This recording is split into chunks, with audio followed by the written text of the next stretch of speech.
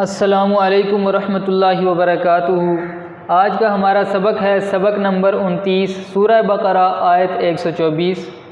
اس کی تفسیر میں آج انشاءاللہ حضرت ابراہیم علیہ السلام کے امتحانات کے بارے میں تفصیل سے بات ہوگی۔ اعوذ باللہ من الشیطان الرجیم، بسم اللہ الرحمن الرحیم۔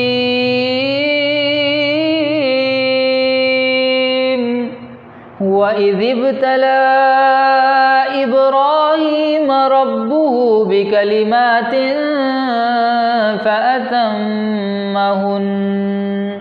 قَالَ إِنِّي جَاعِلُكَ لِلنَّاسِ إِمَامًا قَالَ وَمِن ذُرِّيَّتِي قَالَ لَا يَنَالُ عَهْدِ الظَّالِمِينَ۔ جب ابراہیم کو ان کے رب نے کئی باتوں سے آزمایا اور انہوں نے سب کو پورا کر دیا تو اللہ تعالیٰ نے فرمایا کہ میں تمہیں لوگوں کا امام بنا دوں گا۔ عرض کرنے لگے میری اولاد کو، فرمایا میرا وعدہ ظالموں سے نہیں۔ اس آیت کا خلاصہ تفسیر یہ ہے کہ اور جس وقت امتحان کیا حضرت ابراہیم علیہ السلام کا ان کے پروردگار نے چند باتوں میں اپنے احکام میں سے، اور وہ ان کو پورے طور سے بجا لائے، اس وقت حق تعالی شانہ نے فرمایا کہ میں تم کو اس کے صلے میں نبوت دے کر یا امت بڑھا کر لوگوں کا مقتدا بناؤں گا۔ انہوں نے عرض کیا اور میری اولاد میں سے بھی کسی کو نبوت دیجیے۔ ارشاد ہوا کہ آپ کی درخواست منظور ہے، مگر اس کا ضابطہ سن لیجیے کہ میرا یہ عہدہ نبوت خلاف ورزی قانون کرنے والوں کو نہ ملے گا، سو ایسے لوگوں کو تو صاف جواب ہے، البتہ اطاعت کرنے والوں میں سے بعض کو نبوت دی جائے گی۔ اس آیت میں حق تعالیٰ کے خاص پیغمبر حضرت ابراہیم علیہ السلام کے مختلف امتحانات اور ان میں ان کی کامیابی، پھر اس کے انعام و صلہ کا بیان ہے۔ اور جب حضرت خلیل اللہ نے از راہ شفقت اپنی اولاد کے لیے بھی اسی انعام کی درخواست کی تو انعام پانے کا ایک ضابطہ ارشاد فرما دیا گیا، جس میں حضرت ابراہیم کی درخواست کی منظوری مشروط صورت میں دی گئی کہ یہ انعام آپ کی ذریت کو بھی ملے گا، مگر جو لوگ ذریت میں سے نافرمان اور ظالم ہوں گے وہ یہ انعام نہ پا سکیں گے۔ اب آگے ذکر ہے حضرت ابراہیم علیہ السلام کے عظیم امتحانات اور مضامین امتحان کا۔ یہاں چند باتیں غور طلب ہیں۔ اول یہ کہ امتحان کسی شخص کی قابلیت معلوم کرنے کے لیے لیا جاتا ہے، اور اللہ تعالیٰ علیم و خبیر ہے، کسی بھی شخص کا کوئی حال یا کمال ان پر چھپا ہوا نہیں ہے۔ پھر اس امتحان کا مقصد کیا تھا؟ دوسرا یہ کہ امتحان کس عنوان سے لیا گیا۔ تیسرا یہ کہ کامیابی کس صورت اور کس نوعیت کی رہی۔ چوتھا یہ کہ انعام کیا دیا گیا اور اس کی حیثیت کیا ہے۔ پانچواں یہ کہ اس انعام کے لیے جو ضابطہ مقرر کیا گیا ہے اس کی کچھ توضیح و تفصیل۔ ان پانچوں سوالات کے جوابات بالتفصیل ملاحظہ فرمائیے۔ پہلی بات کہ امتحان کا مقصد کیا تھا۔ قرآن کے ایک لفظ ربہ نے اس کو حل کر دیا ہے، جس میں یہ بتلایا گیا ہے کہ اس امتحان کے ممتحن خود اللہ جل شانہ ہیں، اور ان کے اسماء حسنہ میں سے اس جگہ لفظ رب لا کر شان ربوبیت کی طرف اشارہ کر دیا گیا ہے، جس کے معنی ہے کہ کسی چیز کو آہستہ آہستہ درجہ کمال تک پہنچانا۔ مطلب یہ ہوا کہ ابراہیم علیہ السلام کا یہ ابتلاء و امتحان کسی جرم کی پاداش میں یا نامعلوم قابلیت کا علم حاصل کرنے کے لیے نہیں تھا، بلکہ شان تربیت اور ربوبیت اس کا منشا ہے۔ ان آزمائشوں کے ذریعے اپنے خلیل کی تربیت کر کے ان کے درجات و مقامات تک پہنچانا مقصود ہے۔ پھر اس جملہ میں مفعول کو مقدم اور فاعل کو مؤخر کر کے یوں ارشاد ہوا وَإِذِ ابْتَلَىٰ إِبْرَاهِيمَ رَبُّهُ۔ اس میں ابراہیم علیہ السلام کی جلالت شان کو اور نمایاں فرمایا گیا۔ دوسرا سوال کہ امتحان کس عنوان سے لیا گیا۔ اس کے متعلق قرآن شریف میں تو صرف کلمات کا لفظ آیا ہے، اور اس لفظ کی تفسیر و تشریح میں حضرات صحابہ و تابعین نے مختلف اقوال فرمائے ہیں۔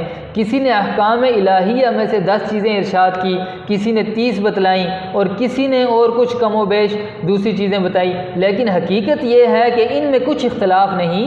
وہ چیزیں سب کی سب ہی حضرت خلیل اللہ علیہ السلام کے مضامین امتحان تھے۔ ائمہ تفسیر ابن جریر اور ابن کثیر رحمہم اللہ کی یہی رائے ہے۔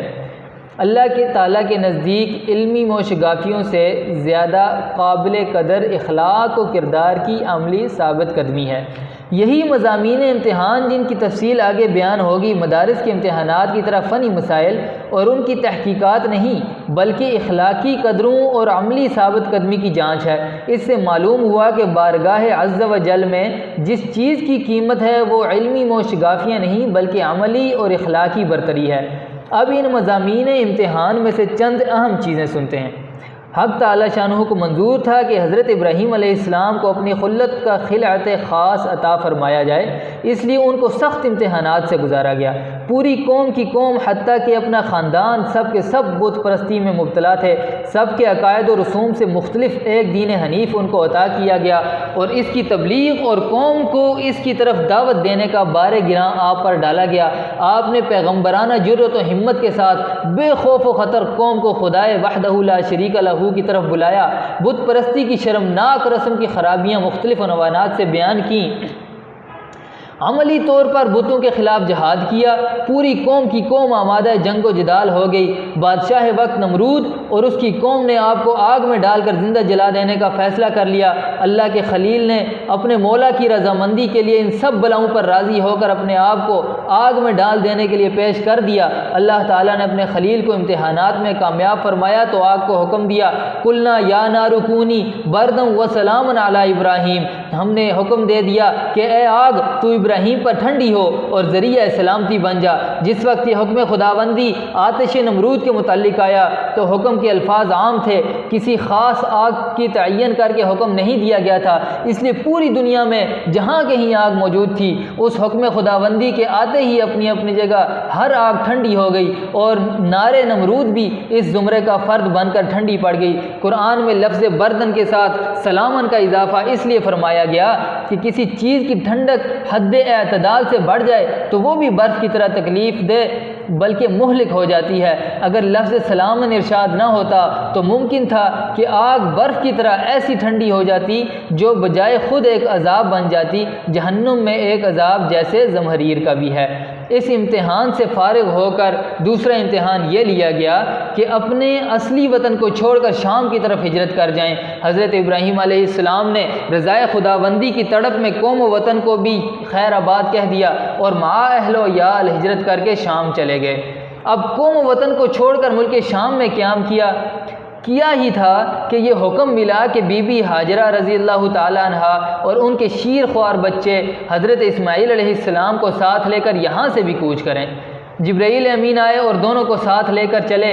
راستے میں جہاں کوئی سرسبز جگہ آتی تو حضرت ابراہیم فرماتے کہ یہاں ٹھہرا دیا جائے، جبرائیل فرماتے کہ یہاں کا حکم نہیں، منزل آگے ہے۔ جب وہ خشک پہاڑ اور گرم ریگستان آ جاتا ہے جہاں آگے کسی وقت بیت اللہ کی تعمیر اور شہر مکہ کی بستی بنانا مقدر تھا، اس ریگستان میں آپ کو اتار دیا جاتا ہے۔ اللہ تعالیٰ کے خلیل اپنے پروردگار کی محبت میں مسرور و مگن اسی چٹیل میدان اور بے آب و گیاہ جنگل میں بی بی کو لے کر ٹھہر جاتے ہیں۔ لیکن یہ امتحان اسی پر ختم نہیں ہوتا بلکہ اب حضرت ابراہیم علیہ السلام کو حکم ملتا ہے کہ بی بی اور بچے کو یہیں چھوڑ دیں اور خود ملک شام کو واپس ہو جائیں۔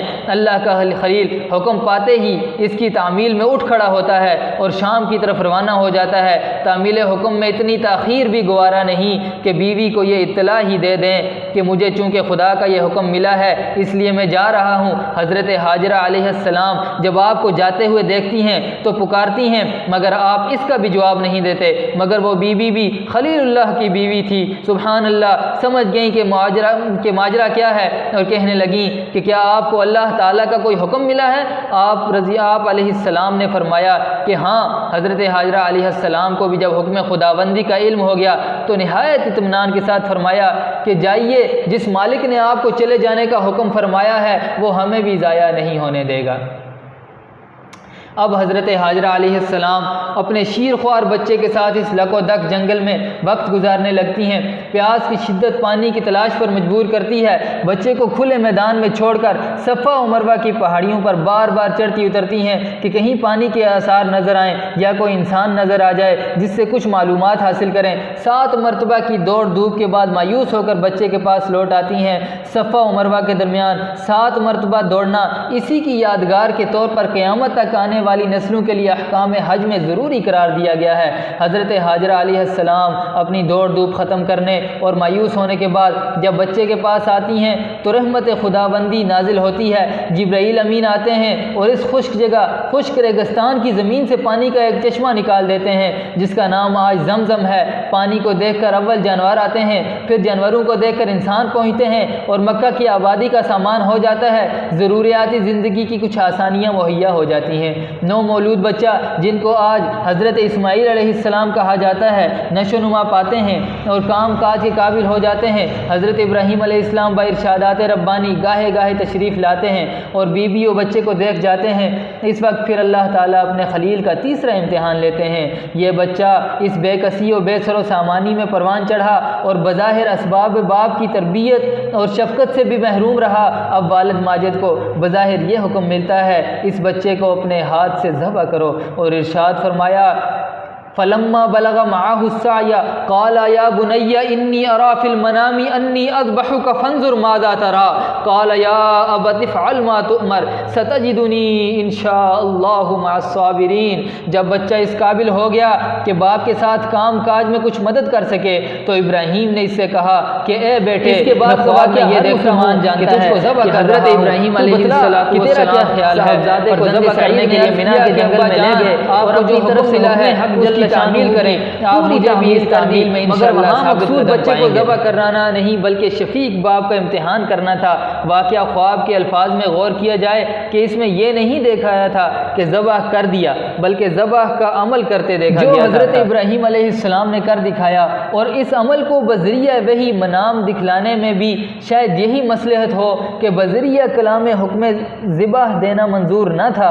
اسی وجہ سے ارشاد یہ ہوا کہ صدقت الرؤیا، کہ خواب میں جو کچھ دیکھا تھا آپ نے اس کو پورا کر دیا۔ جب اس میں وہ پورے اترے تو اللہ تعالی شانہ نے جنت سے اس کا فدیہ نازل فرمایا، اس کی قربانی کا حکم دے دیا، اور یہ سنت ابراہیمی آنے والی دنیا کے لیے دائمی سنت بن گئی۔ یہ کڑے اور سخت امتحانات تھے جن میں حضرت ابراہیم علیہ السلام کو گزارا گیا۔ اس کے ساتھ ہی دوسرے بہت سے اعمال و احکام کی پابندیاں آپ پر عائد کی گئیں، جن میں سے 10 خصائل فطرت کے نام سے موسوم ہیں جن کا تعلق بدن کی صفائی ستھرائی اور پاکی سے ہے، اور یہ خصائل فطرت آنے والی تمام امتوں کے لیے بھی مستقل احکام بن گئے۔ حضرت خاتم الانبیاء صلی اللہ علیہ وسلم نے اپنی امت کو ان تمام امور کے لیے تاکیدی احکام دیے، اور ابن کثیر رحمۃ اللہ علیہ نے حضرت عبداللہ ابن عباس رضی اللہ تعالی عنہما سے ایک روایت یہ بھی نقل کی کہ پورا اسلام 30 حصوں میں دائر ہے، جس میں سے 10 سورہ برات میں مذکور ہیں اور 10 سورہ احزاب میں۔ حضرت سیدنا ابراہیم علیہ السلام نے ان تمام چیزوں کا پورا حق ادا کیا اور ان سب امتحانات میں پورے اترے اور کامیاب رہے۔ سورہ برات میں مومنین کی صفات بیان کرتے ہوئے مسلمان کی 10 مخصوص علامات و صفات کا اس طرح بیان کیا گیا ہے: وہ ایسے ہیں جو توبہ کرنے والے، عبادت کرنے والے، حمد کرنے والے، روزہ رکھنے والے، رکوع و سجدہ کرنے والے، نیک باتوں کی تعلیم کرنے والے اور بری باتوں سے روکنے والے، اور اللہ جل شانہ کی حدود کا خیال رکھنے والے، اور ایسے مومنین کو آپ خوشخبری سنا دیجئے۔ اور سورہ مومنون کی 10 صفات یہ ہیں: یقیناً ان مسلمانوں نے فلاح پائی جو اپنی نماز میں خشوع و خضوع کرنے والے ہیں، اور جو لغو باتوں سے برکنار رہنے والے ہیں، اور جو اپنے آپ کو پاک کرنے والے ہیں، اور جو اپنی شرمگاہوں کی حفاظت کرنے والے ہیں، لیکن اپنی بیویوں سے یا اپنی لونڈیوں سے، کیونکہ ان پر کوئی الزام نہیں۔ ہاں، جو اس کے علاوہ طلبگار ہوں، ایسے لوگ حد سے تجاوز کرنے والے ہیں، اور جو اپنی امانتوں اور اپنے وعدے کا خیال رکھنے والے ہیں، جو اپنی نمازوں کی پابندی کرتے ہیں، ایسے ہی لوگ وارث ہونے والے ہیں جو فردوس کے وارث ہوں گے، وہ اس میں ہمیشہ رہیں گے۔ اور سورہ احزاب میں مذکورہ 10 صفات یہ ہیں: بے شک اسلام کے کام کرنے والے مرد اور اسلام کے کام کرنے والی عورتیں، اور ایمان لانے والے مرد اور ایمان لانے والی عورتیں، اور فرما برداری کرنے والے مرد اور فرما برداری کرنے والی عورتیں، اور راست باز مرد اور راست باز عورتیں، اور صبر کرنے والے مرد اور صبر کرنے والی عورتیں، اور خشوع کرنے والے مرد اور خشوع کرنے والی عورتیں، اور خیرات کرنے والے مرد اور خیرات کرنے والی عورتیں، اور روزہ رکھنے والے مرد اور روزہ رکھنے والی عورتیں، اور اپنی شرمگاہ کی حفاظت کرنے والے مرد اور اپنی شرمگاہ کی حفاظت کرنے والی عورتیں اور بکثرت اللہ کو یاد کرنے والے مرد اور بکثرت اللہ کو یاد کرنے والی عورتیں، ان سب کے لیے اللہ تعالیٰ نے مغفرت اور اجر عظیم تیار کر رکھا ہے۔ مفسر القرآن حضرت عبداللہ ابن عباس رضی اللہ تعالیٰ عنہما کے اس ارشاد سے معلوم ہوا کہ مسلمان کے لیے جتنی علمی، عملی، اخلاقی صفات مطلوب ہیں وہ ان تینوں صورتوں کی چند آیات میں جمع کر دی گئی ہیں، اور یہی صفات وہ کلمات ہیں جن میں حضرت ابراہیم علیہ السلام کا امتحان لیا گیا، اور آیت وَإِذِ ابْتَلَىٰ إِبْرَاهِيمَ رَبُّهُ بِكَلِمَاتٍ میں انہی صفات کی طرف اشارہ ہے۔ ان آیات کے متعلق قابل غور سوالات میں سے 2 سوالوں کا جواب یہاں تک ہو گیا۔